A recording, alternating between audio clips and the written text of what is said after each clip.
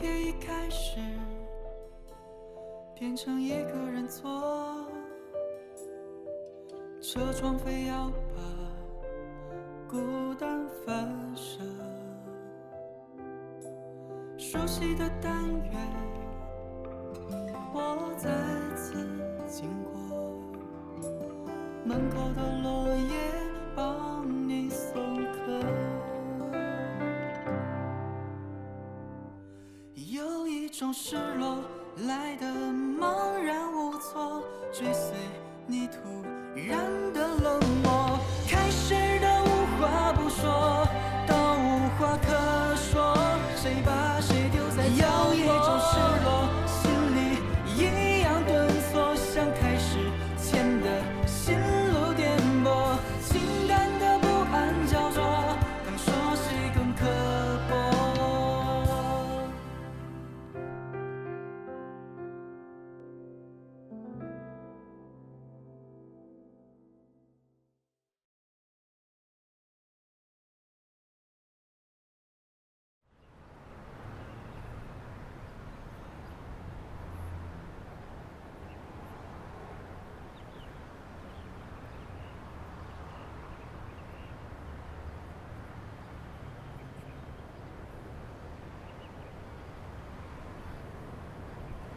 我大学毕业第一份工作就是在电视台。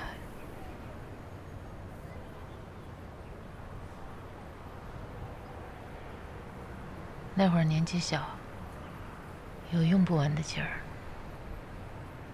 每天找选题、跑线索、写新闻，用了5年时间，从实习记者做成了节目主持人。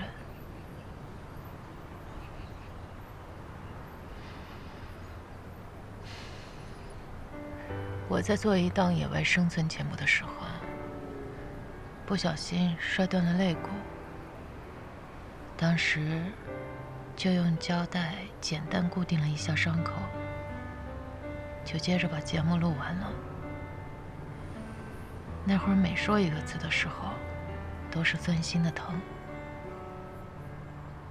但等到节目播出的时候，居然没有一个人能看得出来。从那个时候起，我同事都叫我拼命三郎。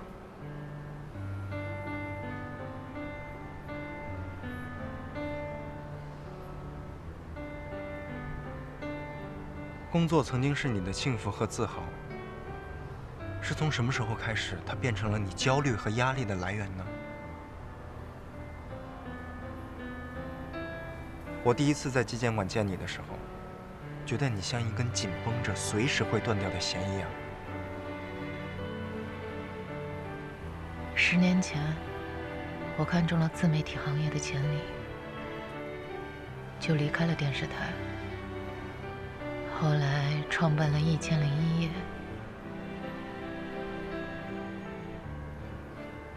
我想要创立一个我理想中的自媒体王国，所以每天都绷紧了神经，所有攥在手里的东西都不肯撒手。可真的，当我爬到山顶的时候，我却发现我手里什么都没有，甚至我都看不清楚自己的样子了。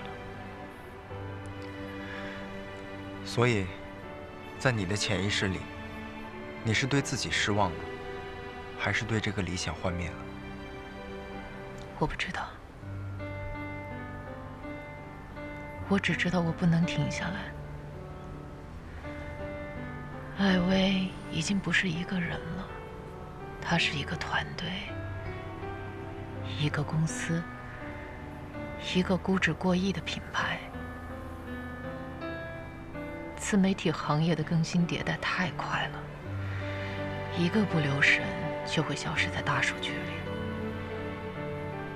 我可是艾薇，我必须要站在山顶，我必须要无懈可击。你也看到了，有多少不怀好意的人等着看我笑话，等着我从山上掉下来。后来我就整晚的睡不着觉。每次焦虑发作的时候，就算有一点噪音，我都会觉得像山呼海啸从我身上碾过去。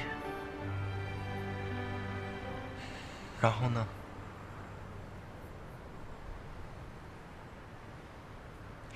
其实我以前在心里挺看不起那些自杀的人的，我觉得他们太懦弱了。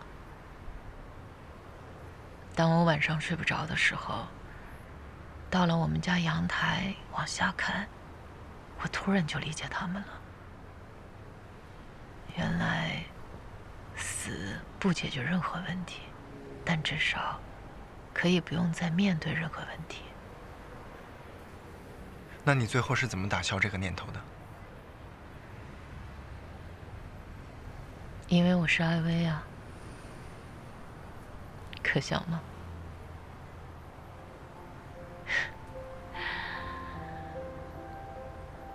如果我死了，就会有苍蝇一样的媒体成群的飞过来，拿我的死做文章。我不甘心。艾薇，不管是死了还是活着，都不自由。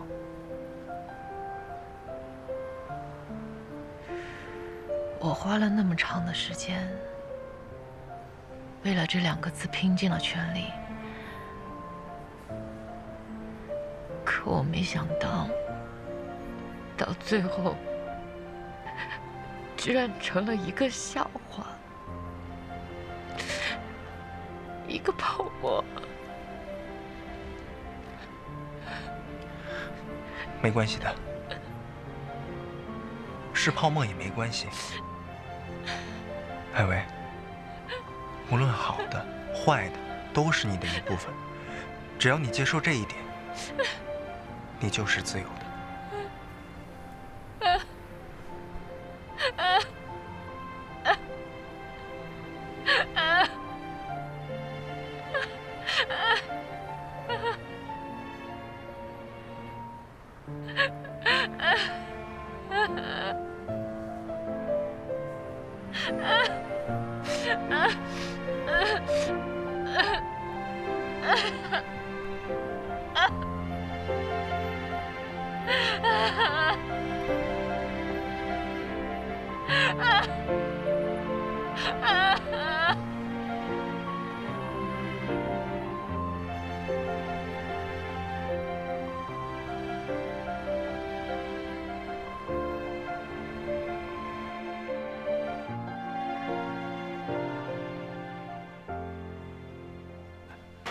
小陆，刚得了一份新茶啊，就这一份，送给你尝尝。多谢李总，你这还想着我呢。怎么样？最近是不是挺累的？在这个位置，这多做点是应该的。哎呀，是啊，够难为你的。这个艾薇走了以后，你还得兼顾黎光和1001夜，哎，这压力负担都不小。上个月的数据是不是掉了一些？李总，我是刚接手1001夜，我向你保证，下个月的数据绝对不会这样。我知道，你可千万别误会啊，没任何这个责怪你的意思。我就是想说啊，这个单线不成丝，独木不成林。一个再优秀的组织也好，公司也好，要想变得更强大，要想立于不败之地，得源源不断地吸取新鲜的血液。你说是不是？李总说的是，说的是。哎，小陆，这茶是特别的好，千万别送人，自己喝啊！来，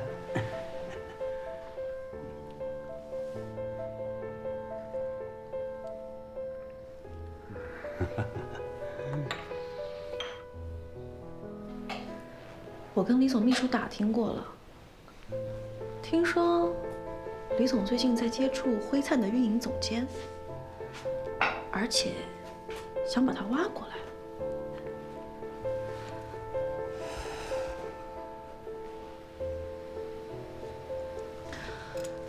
陆老师，你一直为了公司尽心尽力的，李总怎么还想着找人来分你的权啊？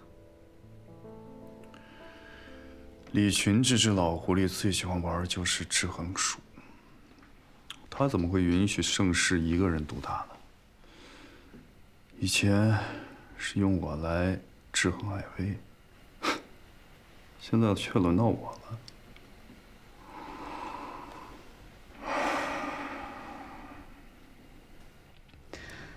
那你有什么打算吗？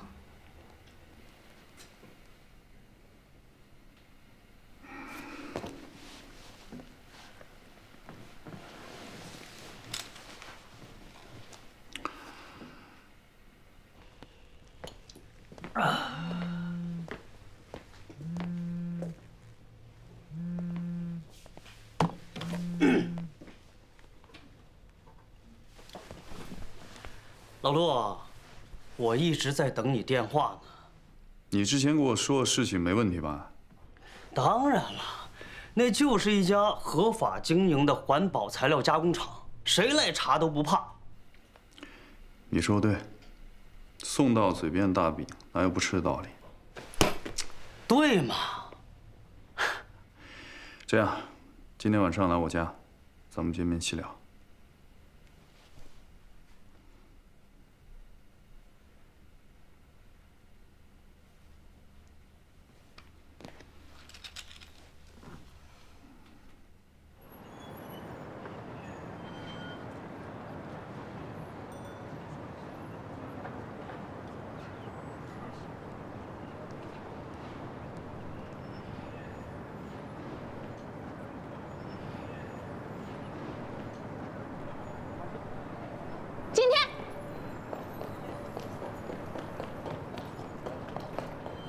吓我一跳！你怎么到这儿来了？我给你打电话你不接，发信息你不回，你要躲我到什么时候啊？躲你？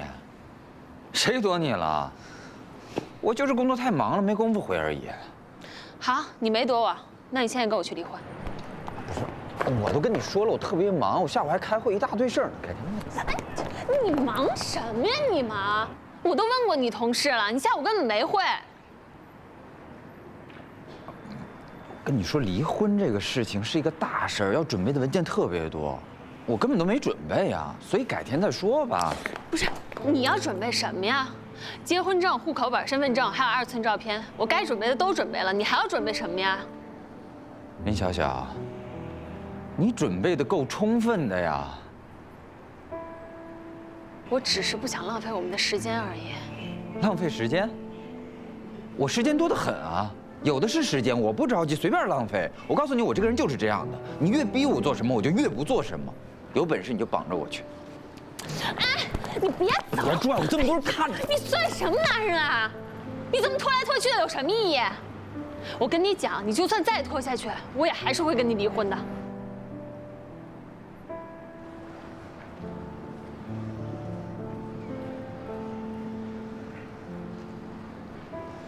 林小小。你还记得咱俩认识了几年吗？整整10年。你跟那个男的才认识几个月呀？就这么着急跟我撇清关系，投向他的怀抱？是吗？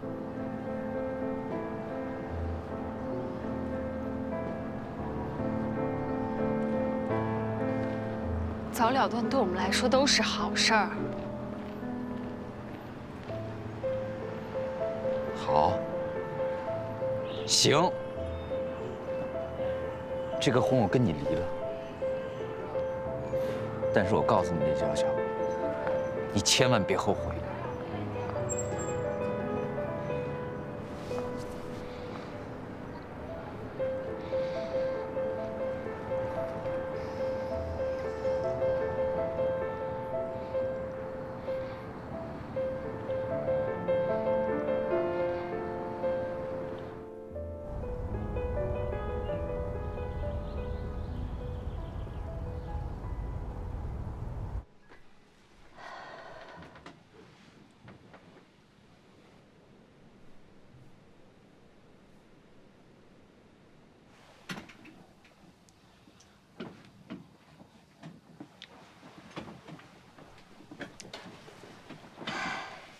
丽丽，你看这饺子皮儿还现加起来才不过20-30块钱，包好了冻在冰箱里面，够你们吃半个月的。自己买的肉啊，又卫生又健康的，比你们叫外卖强多了。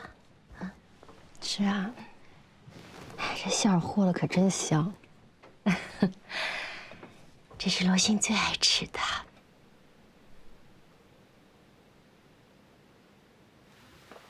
丽丽，你爱吃什么馅儿？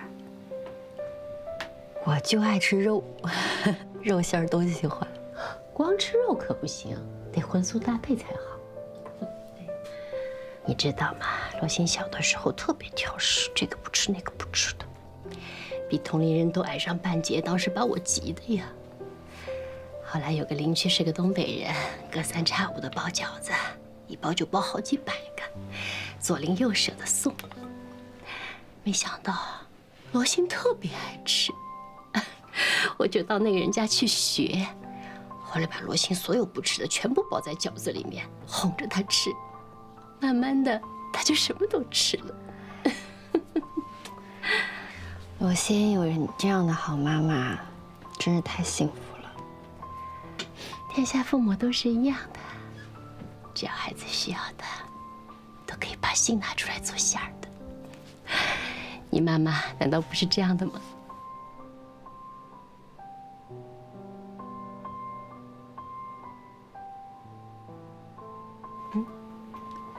是的。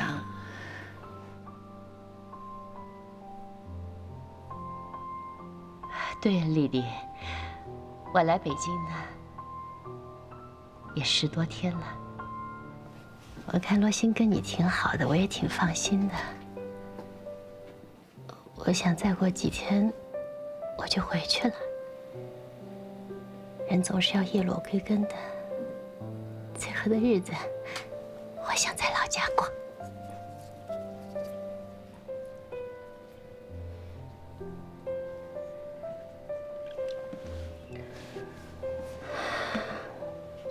阿姨，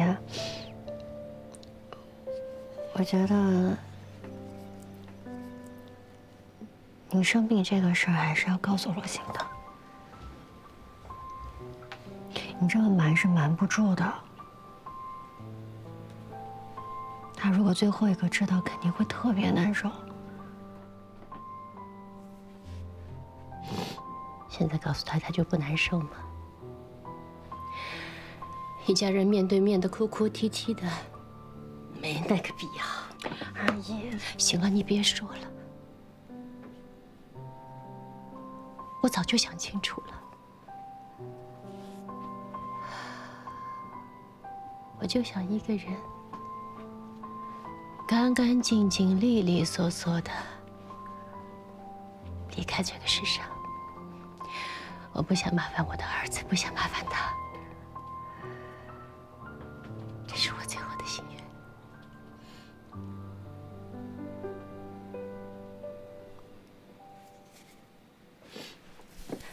傻孩子，来了，回来了，快别哭了，快把眼泪擦干。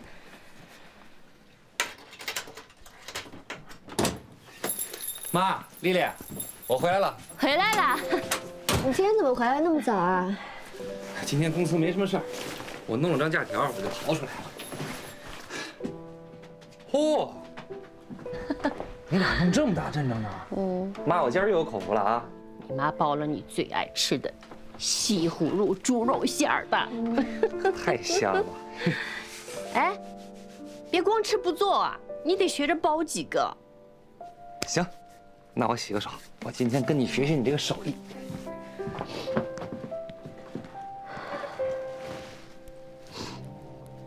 丽丽，我看你们家没醋了，我到楼下超市去买一瓶，啊？别，我去吧。哎呀，不用了，你都不知道什么牌子好。哎，来，拿着。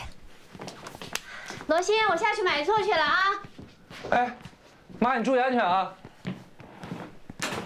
哎呀，我以前都没包过这饺子，这怎么弄啊？这把馅放中间就行，少放点，别太多。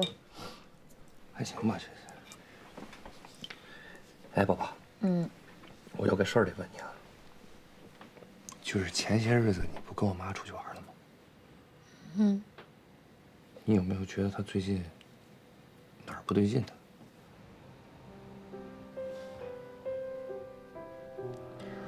我觉得他挺好的啊，玩得很开心。我妈这个人我了解，性子直，那嘴里根本藏不住话。这次来吧，总觉得有事儿瞒着我，怪怪的。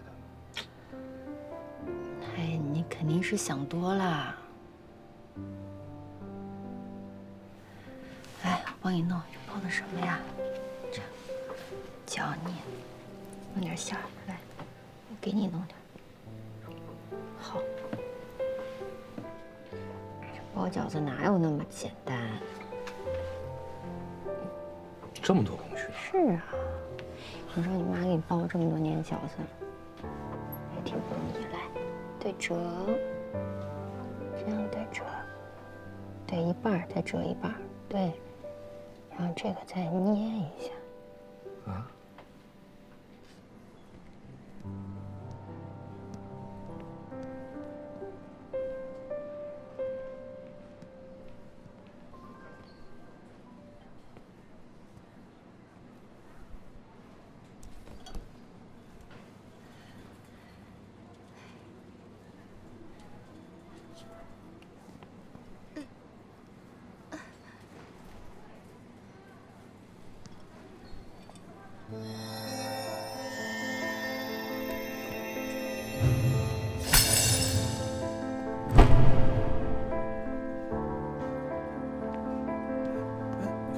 阿姨，阿姨，没事吧，阿姨？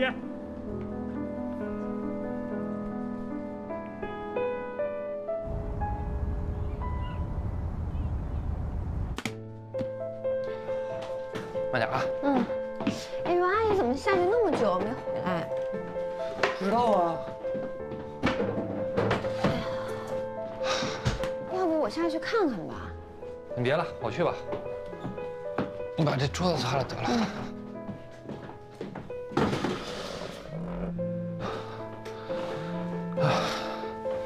哎，妈，喂，妈，妈。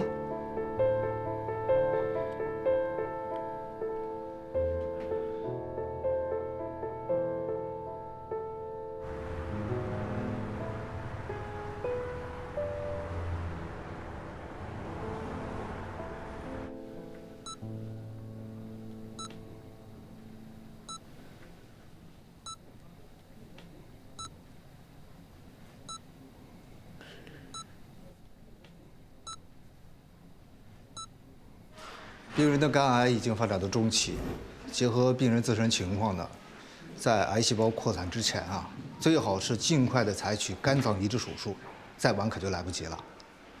并且我们现在啊，也无法完全的保证换肝之后就一点事儿没有，这个还得看手术之后病人的自身情况。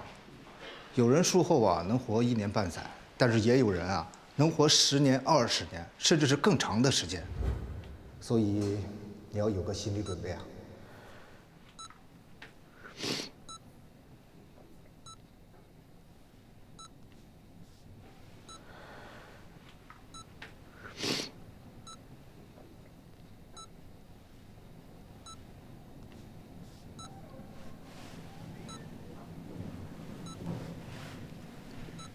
对不起啊，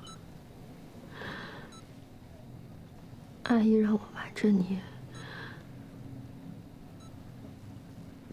这态度很坚决，我实在拗不过她。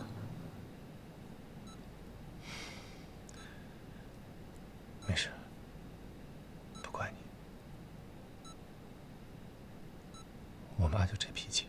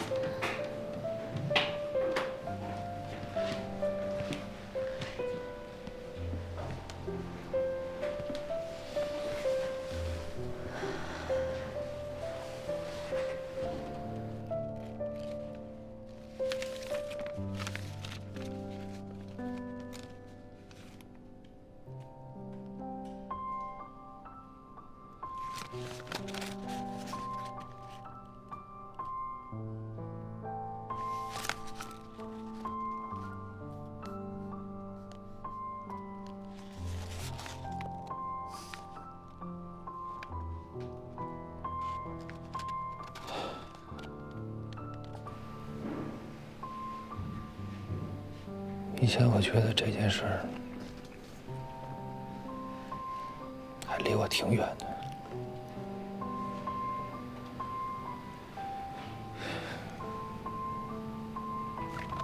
没想到有一天落我头上。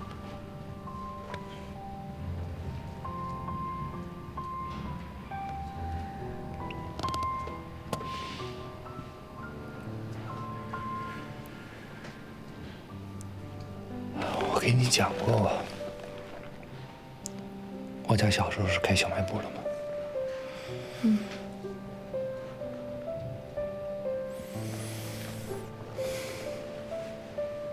我家那个小卖部，不是那条街上生意最好的，但是是最热闹的。每天从早到晚，都有坐下来闲聊的阿姨。我妈把我得的所有奖状都贴在墙上，逢人就夸。你看我儿子又拿了第几名，老师又夸了他，是吗？也不管别人爱不爱听，听过多少回了。所以有段时间，我就成了那条街上所有孩子眼里别人家的孩子，想找别人玩都没个伴儿。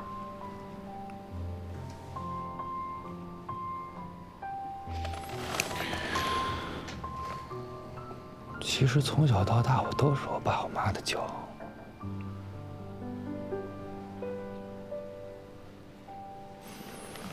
无论我做什么，他们都支持我。我考大学的时候吧，自己去填的志愿，回来时候我还可得意了。我说，我不是来听你们的意见的，我是来告诉你我的决定。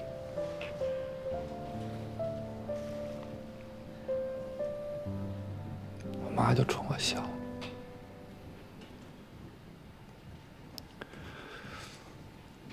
说儿子，你喜欢就好。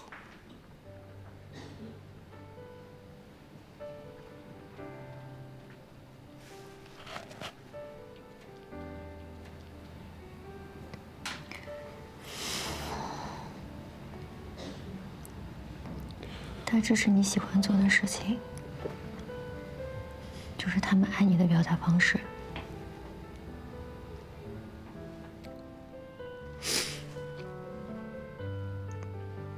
现在想想吧，我从小到大，考大学、找工作，我都特任性。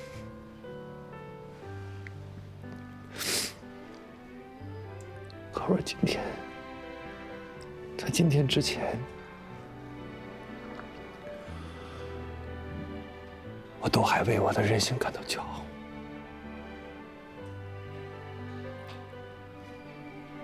多厉害，多有追求，不向资本低头，不向生活妥协。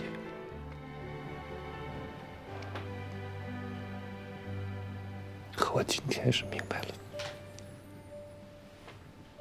我为什么能任性，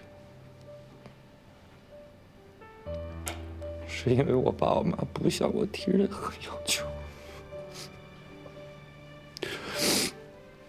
他们把他们能做的一切都做好了，可我从来没为他们做过什么。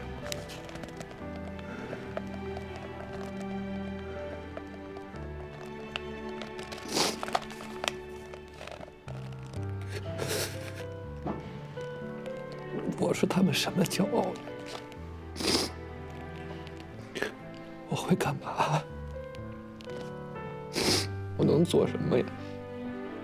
我30岁了，我还一事无成。你说我妈得个病，我都没办法。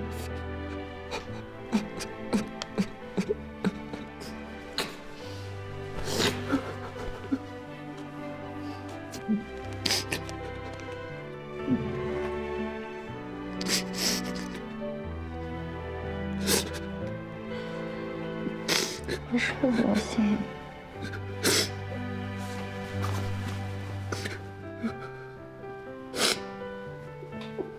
我们一起去面对啊！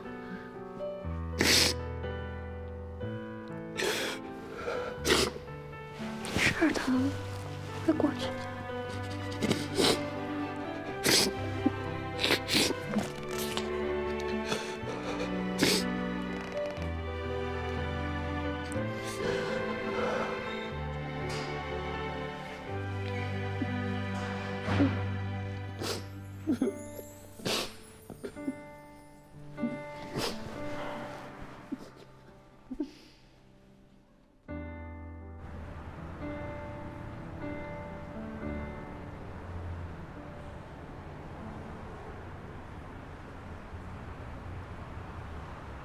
接下来就全仰仗你了啊！有什么事给我打电话吧。好嘞，好嘞。哟，嫂子回来啦！你好。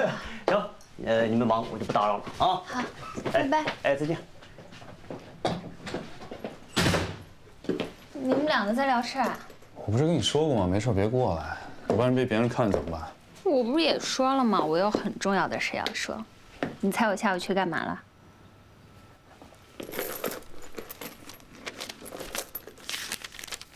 我去把离婚手续给办了，再过30天我就是自由身了，我们两个就可以光明正大的在一起了。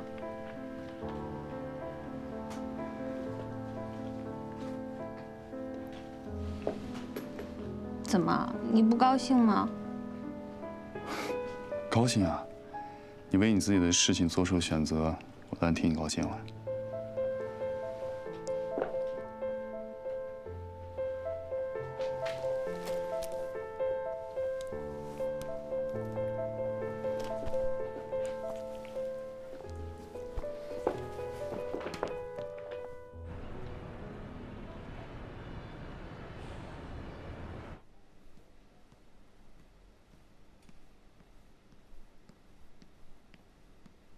我说了不做这个手术就不做这个手术，你这孩子怎么这么倔呢？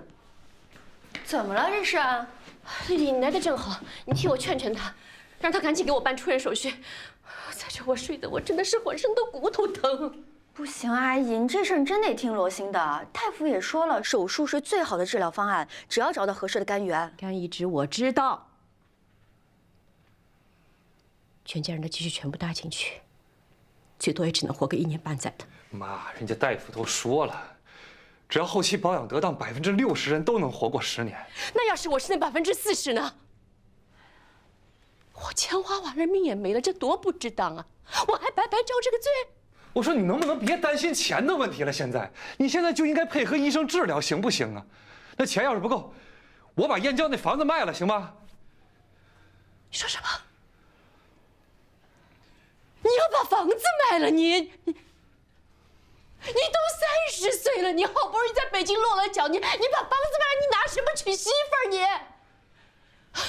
我就是不愿意这个事情发生，我才不愿意告诉你。你要是这样的话，我死不瞑目。哎呀，别这样啊！我跟你们说，命是我自己的，治不治我自己说了算。你就是把我绑在手术台上，我都不做这个手术。妈，行了行了，别吵了哈。罗欣，你先出去一下，我跟阿姨单独聊聊。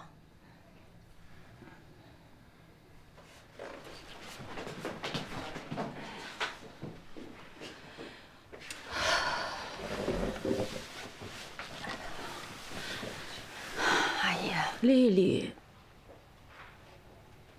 别劝我定了的事情，谁都劝不动。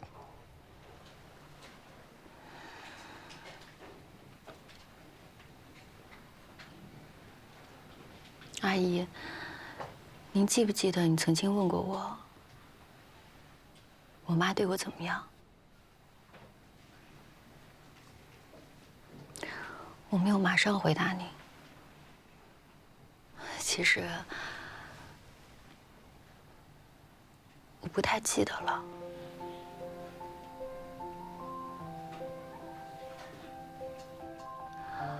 我妈在我5岁的时候就病逝了。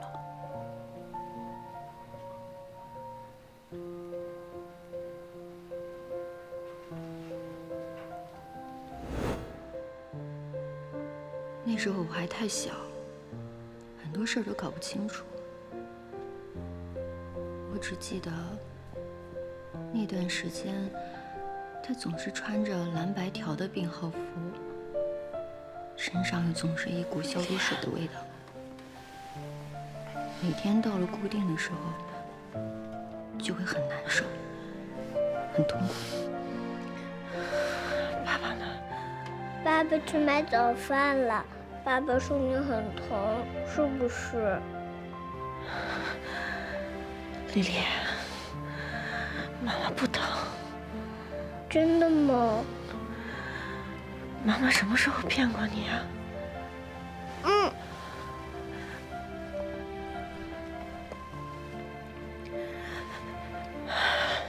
丽丽，你上门口玩一会儿，别跑远了啊。知道了，妈妈。真乖，去吧。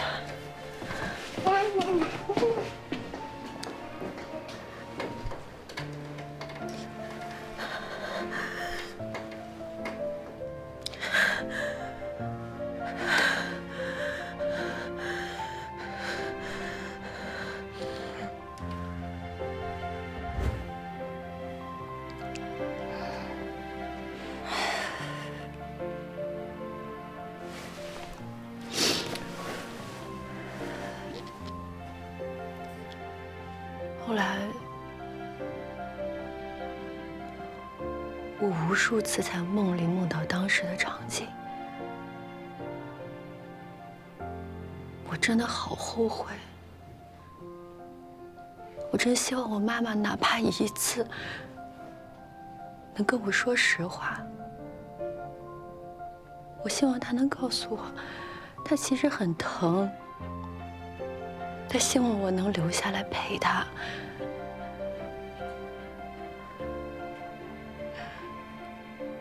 虽然我也做不了什么，但起码我心里会好受很多。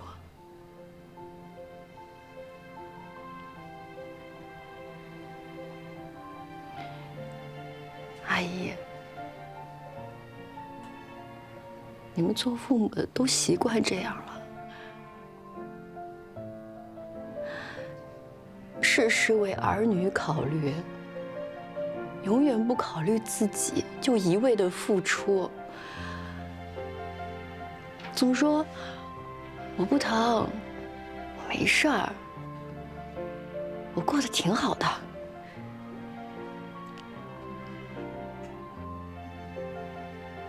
如果你们真的为儿女着想，就先一定要把自己照顾好。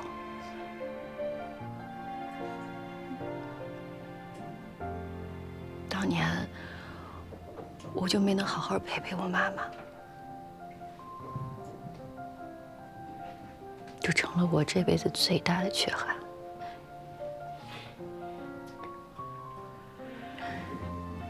我想罗欣也是一样的。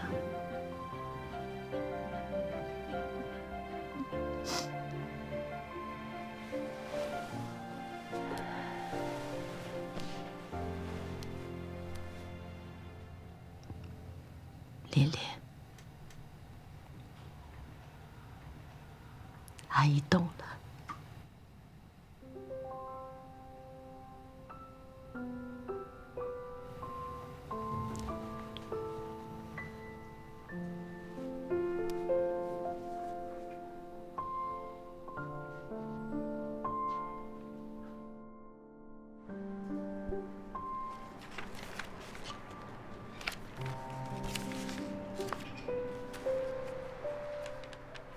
罗先生，您这套房子没有房产证是过不了户的。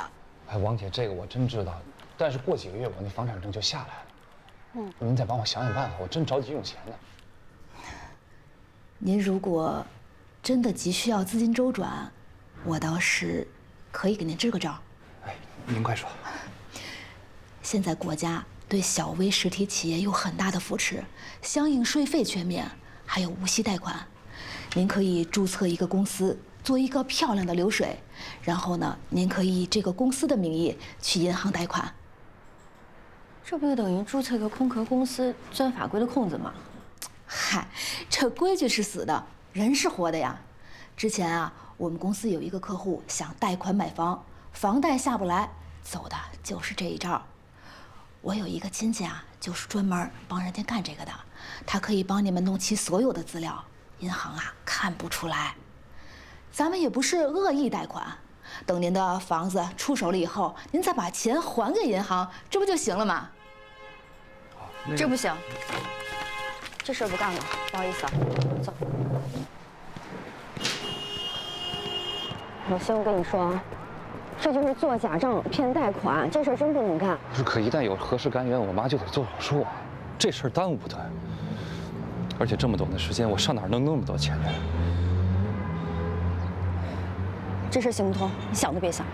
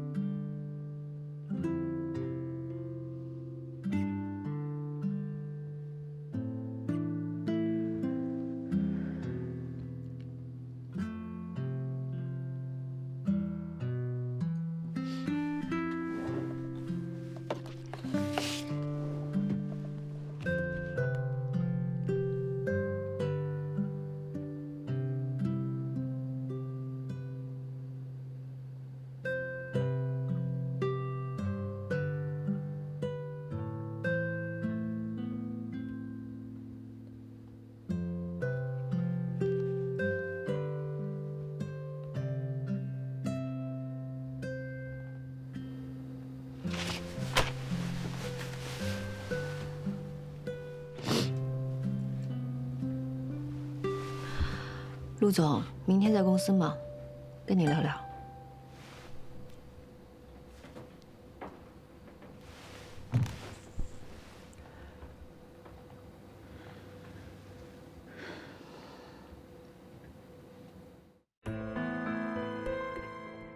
本应该擦肩而过，无忧的因果，可偏偏是你就看上了我。命运的刁钻角度，有谁不无辜？可也不必要轮流着让步。你我之间好像海上满起大雾，没有了光，再看不见最当初的月亮。还在彷徨，还在抵抗，抵抗着我对你的想。人海之中，终于散场，在人海里相遇，终究归还人海。不如你不爱，不如不见，不如不爱。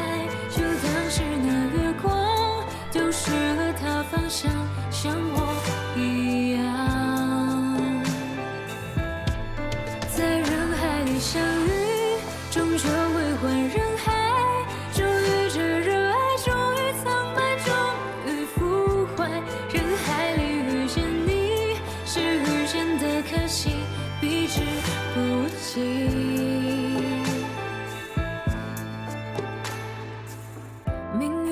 调转角度，有谁不无辜？可也不必要轮流着让步。你我之间好像海上满起大雾，没有了光，再看不见最当初的月亮，还在彷徨，还在抵抗，抵抗着我对你的想。人海之中终于散场，在人海里相遇，终究会换人海。不如你不爱，不如不见，不如不爱。就当是那月光丢失了它方向，像我一样。在人海里相遇，终究会换人海。终于这热爱，终于苍白，终于腐坏。人海里遇见你，是遇见的可惜，避之不及。